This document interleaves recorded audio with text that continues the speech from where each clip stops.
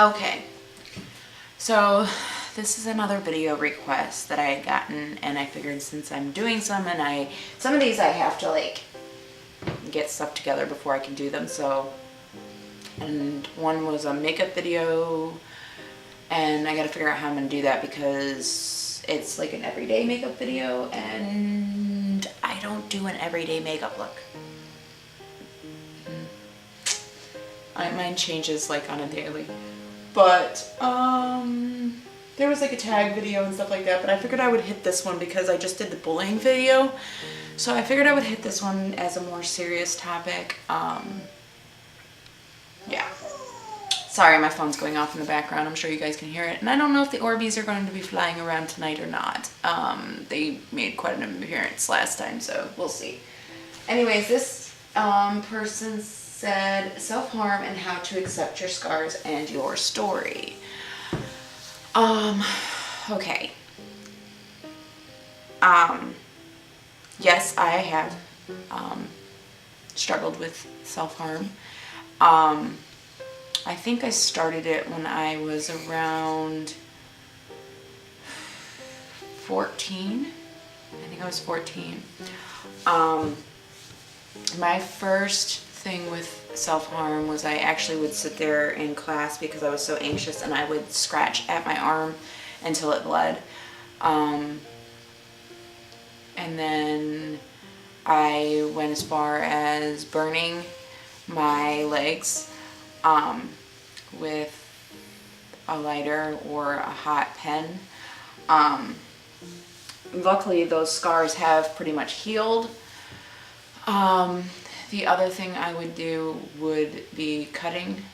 I still have struggled with this. I've had a couple relapses over the past couple years due to different things. I have a hard time.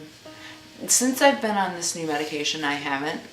But before, I was having a rough time and actually nobody knew. And I honestly, I keep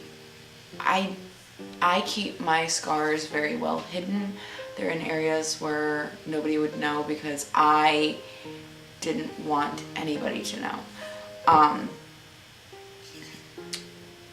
And so for me, accepting my scars is pretty easy. A lot of them are not that, most of them are not that dark.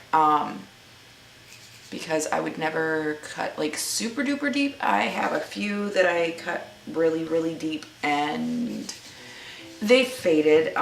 They're white now, so you can't really see them unless I tan. If I tan, then you can see them, but other than that, you can't really. I have like some up here, and then I have some on my thigh, and then I have some on my forearms. But luckily, I heal very well. I didn't cut. Like, I cut deep on a couple of these, but they didn't turn red. So, basically, I really don't know how to, like, say that to accept your scars. I think basically you have to be past the point of, you have to be recovered to even attempt to accept your scars. I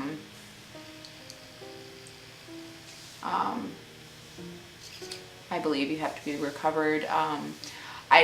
Most of my scars, like, unless you're like really looking, you're not going to see them. And if you do see them, you're probably going to think it's from something else because of the way that I did it. I made it point to not let people know. The way I self-harmed was I would hide in private. Nobody knew. I would hide in the bedroom. I would hide in the bathroom.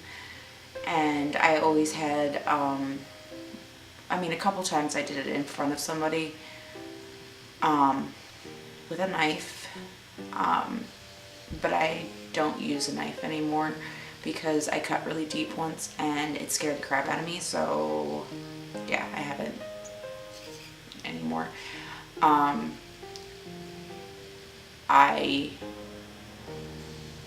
used to use a needle, just like a little, not a sewing needle, but something similar, like kind of like a push needle. And so it wouldn't go super duper deep, but it was enough to break the skin and to bring me out of my panicky state. I would only do it like when I was like super overwhelmed and I didn't know what to do with my emotions, and so I would cut to release those emotions.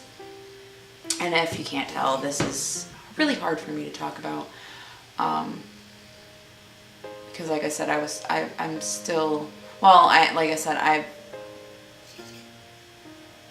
been struggling, so but like I said, I did find some medication that has helped. There was part of the reason why I talked to my doctor about getting on something else. Counseling did not help me. A lot of people were wondering why I just quit counseling. And the reason why I quit counseling was because it was making me relapse on a lot of other behaviors that were not healthy. And it was stressing me out.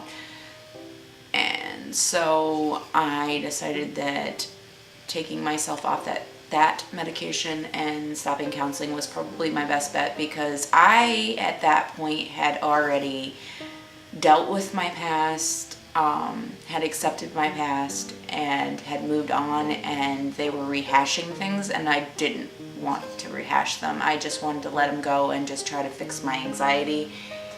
And I got really, really depressed, and yeah, it was not good. And then I would relapse here and there when I would get super duper anxious and just couldn't deal, or I would get super overwhelmed and depressed because of either health issues or home issues or family issues, or just, you know, it's just a lot of stuff going on, you know, just being overwhelmed and stuff. So I would, you know, I got depressed and I got anxious, and so eventually I talked to my doctor this past time and was like, I need help, you know, I can't do the counseling. So I would need a medication that I would not have to go to see a counselor to get. Because the medication that I was on, I had to go see a therapist to get it. And I didn't want that. So they put me on Cymbalta, which is for my fibromyalgia, and it is supposed to help with a lot of things, but it's also an anti-anxiety and an antidepressant. And luckily, the anti-anxiety and the antidepressant part is actually working. The pain part, not so much. I'm going to be talking to her again when I go back to the doctor, which I need to find out when I'm going back, because I don't remember when I made that appointment because they had to reschedule it. Sorry, I was thirsty. So basically,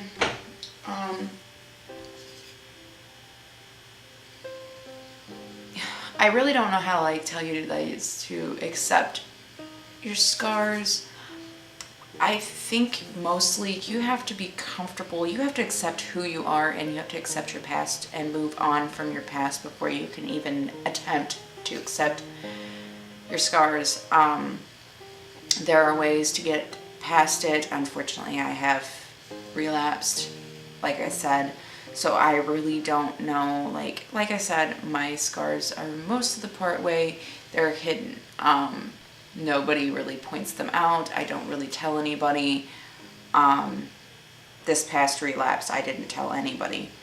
I stayed pretty closed up. I didn't tell anybody anything that was going on. I just like sunk inside myself, basically.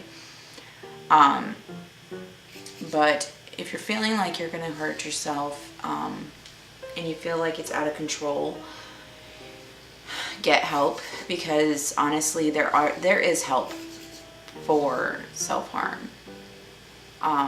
If you feel that you don't want to do it anymore and that you need to find a new way of coping, get help. It's just, as far as accepting your scars, I mean, it is what it is. They can't go away. You can either cover them with tattoos, you can cover them with makeup, but I think basically you just have to accept the fact that that was a part of your life, and if you're no longer doing it, then you just move on. And, you know, people might ask, people might look. It depends on how, you know, noticeable they are. But hopefully at that point, if you're showing them, you can be like, you know, I had a rough time and now I can move on. I've recovered. I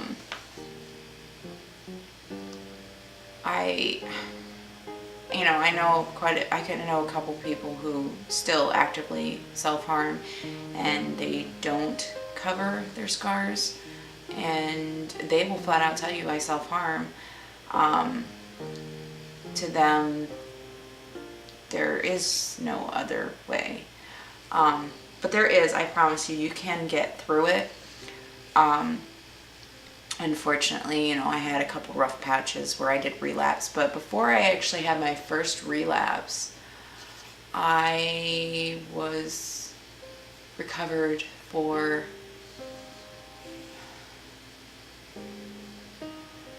10 years? No, more. 15 years? Yeah, 15 years, and then I relapsed.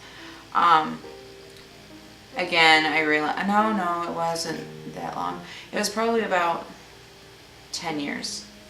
10 years. Maybe a little less. But, and then I would like have spans between. Like I said, it only happened like when there was like really a lot going on. And I just didn't know how to cope with it. But now I'm doing a lot better. And hopefully you guys can, if you guys are suffering with this, you know, try to get help. I know sometimes it's hard, but there is ways of coping with things without self-harming. I used to put a rubber band around my wrist, but it got to the point where I was snapping it so hard that I was literally bruising my wrist. So I started using a hair tie, which basically when you feel like you're gonna self-harm, you just kind of snap it. You can draw, you can journal, you can sing, you can dance, lose yourself in a book, watch a movie, an uplifting movie, don't watch a sad movie. You can make videos, you can write down how you're feeling. There's a lot of things you can do. You know, some people counseling might help. Some people counseling works great for, some people it doesn't. With me it didn't, and that's because I had already accepted everything that I had gone through and moved on, and they rehashed. So that's the reason why counseling didn't work with me, and plus I had a lot of trauma with a counselor when I was younger, so it was hard for me, and yeah, I didn't want to rehash all that, and they were making me rehash it. Stop. Dog. So I don't really know anything else I can really tap onto this subject. But I do promise you it can get better. I unfortunately have a hard time telling people when I need help. So I relapsed, but I'm doing better now, like I said, and I've had no thoughts of doing it. No thoughts at all. So, yeah. But anyways, I think that's all I can really say about this subject. I'm sorry, I didn't give you probably everything that you wanted. I hope it helped in just the slightest bit. Like I said, I mean, I just kind of opened up to you guys. Like I said, I hadn't really told anybody that I was having issues. Kind of kept it to myself. But when I got to the point where I knew that if I didn't get help, it was going to get way, way worse. And I didn't want it to get worse. I was literally getting to the point where I was like, I need help. So if you feel like you need help, get help. Talk to your doctor. Like I said, I went to my family doctor and was like, hey, you know, this is going on. I need help. I can't go to therapy. Therapy makes me worse. And she helped me as much as she could. And honestly, it was probably the best decision I ever made because I feel so much better now.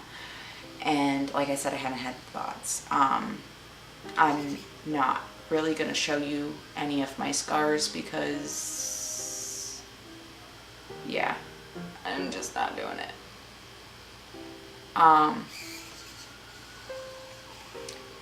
Basically, if people see them, they see them, but I'm not going to point them out. Yeah, it's not happening.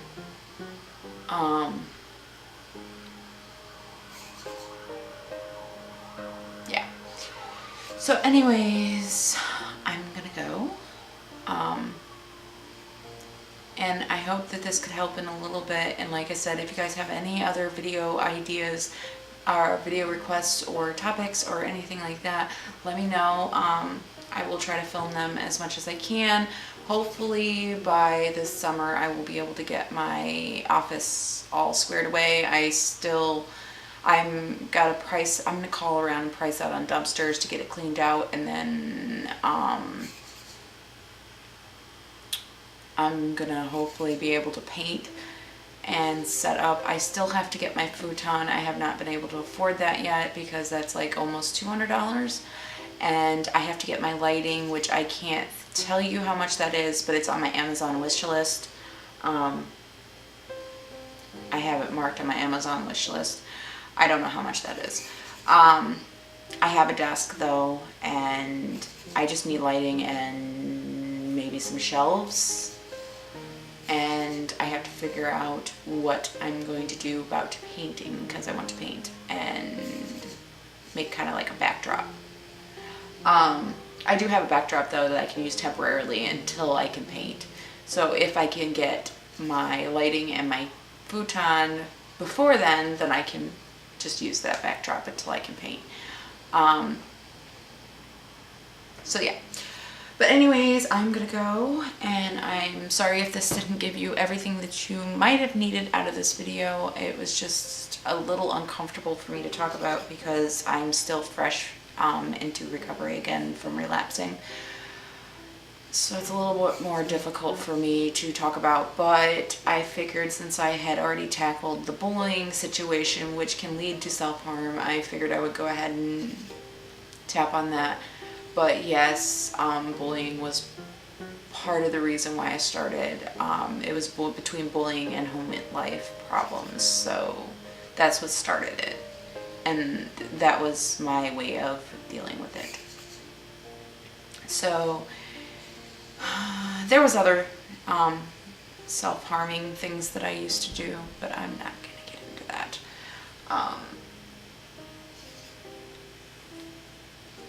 Yeah, so I'm gonna go, and I will talk to you lovelies later. And like I said, if you have any other ideas, let me know, and I will talk to you lovelies next time. Toodles!